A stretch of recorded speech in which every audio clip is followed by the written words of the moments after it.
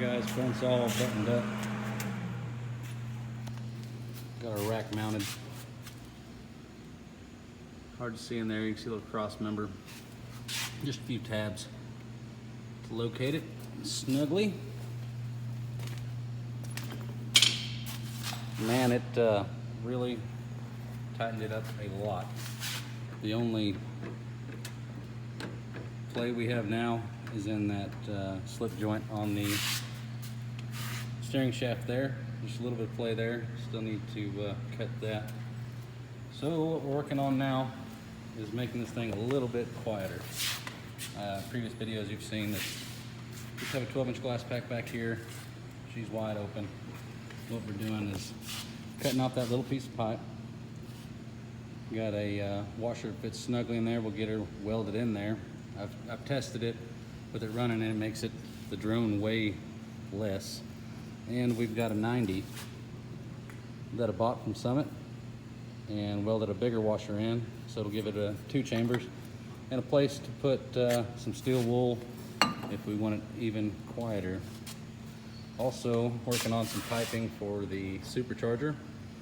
Don't make fun of my PVC pipe, but key is to go cheap on this deal.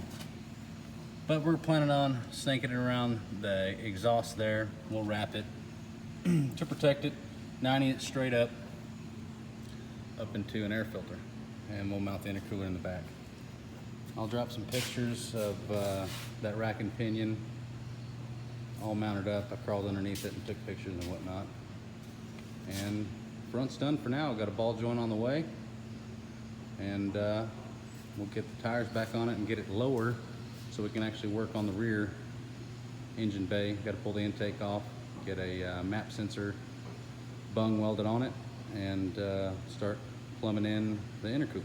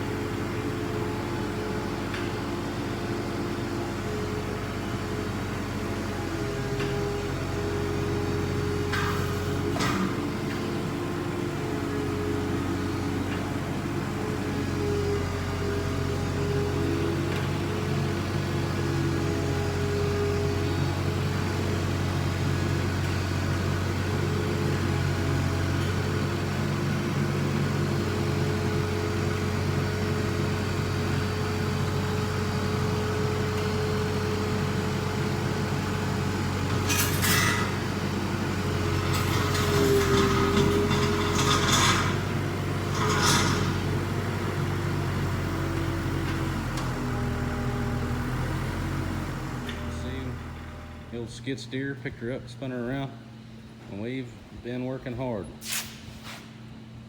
Chopped up the body, making this intercooler fit in there. So we can plumb it straight into the intake there, and somewhere right in there with the charge pipe coming up, get it over there. We've cut some cardboard templates. We're now cutting out a plate, getting it fit on there, get it mounted. This cooler, intercooler is not mounted yet, but as you can see, and I can't get it out of there without a screwdriver, I don't think. But it's tight in there. We wrapped the body with some fuel hose we just cut in half to insulate it so it doesn't rub a hole in our intercooler. But we'll get a cover back here made, fan mounted. Clean up the inside of the body here with a piece of plate, and we'll have to add a grill over the intercooler to protect it. I don't want to lose much bed space if I don't have to. That's why I'm trying to tuck it in there. So the only thing you'll be able to see is the front end of the cooler and the charge pipes when we're done, hopefully. Here's the very rear plate the fan will mount to. It covers up that whole recessed portion on the rear of the reeper. And then the inside plate, go over here to our table here. Cutting it out, decided to take a break, a little grinder got a little hot.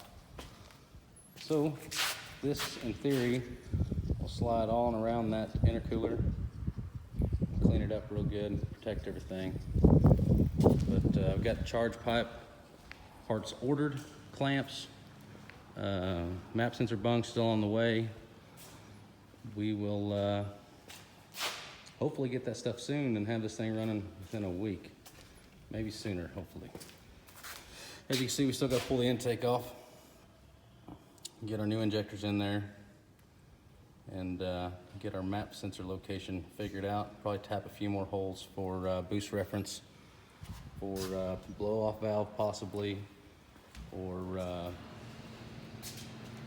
might have to do an external wastegate if this thing makes too much boost. I'm hoping it's just right and don't have to worry about that. But I'll drop some pictures of the supercharger mount itself without the supercharger on it, so you can get an idea how I did it. Not necessarily perfect, but she works and she's loud without any piping on it. But hopefully get this thing wrapped up real soon.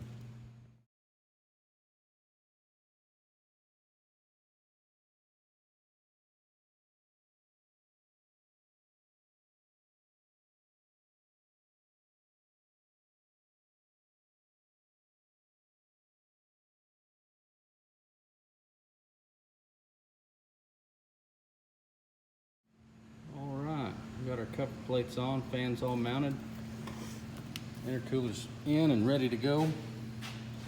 Body piece made for the inside, cleaned it up a lot, made our little protective grill there, keep stuff from bouncing around and messing up the fins. It's all mounted and ready to go. Got the intake off, injectors out of it. Had a pretty good surprise pulling that intake off.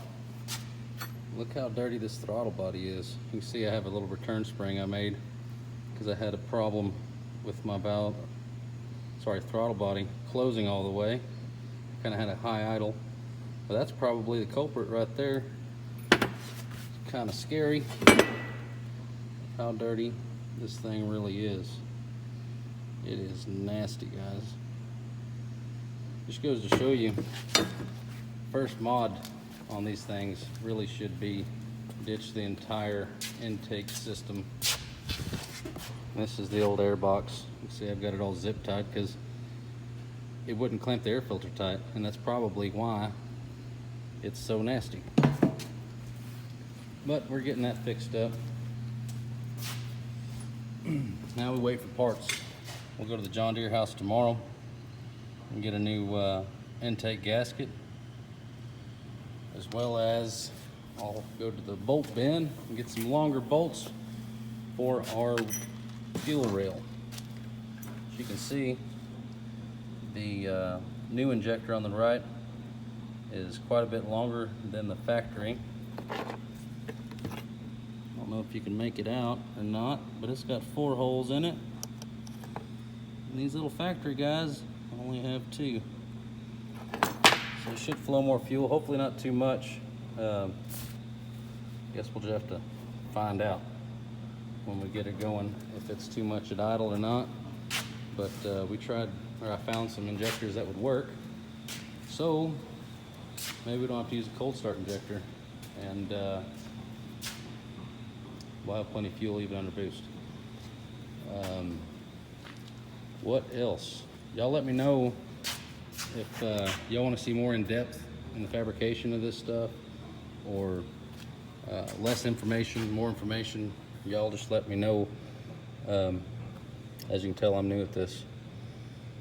But anyways, thanks for watching, and we'll be back with you as soon as we get some more parts in.